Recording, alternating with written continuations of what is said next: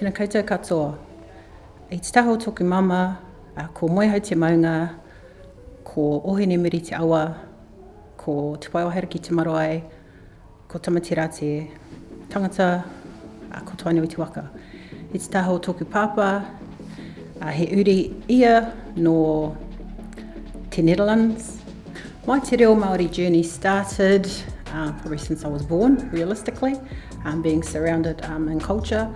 Not a kohanga baby. My mother became a te Reo Māori teacher in the 90s for Te Aotearangi. Learning te Reo Māori gives me a sense of connection and identity. I am Māori. There is nowhere else in the world where I would want to be apart from Aotearoa.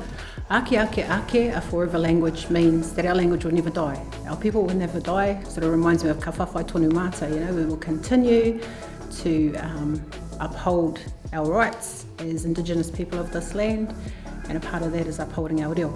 So the whakatauki that I've chosen is he kakono ahau, I ruia mai I rangiatea.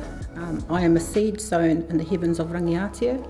There's a waita that also goes on to say, I am sown of greatness, and it acknowledges our connection to our tupuna and to have pride in that. The song is bicultural, so for a lot of people it's inclusive. It's not excluding them because they may not know their reo, but it's a good segue into finding acceptance within oneself.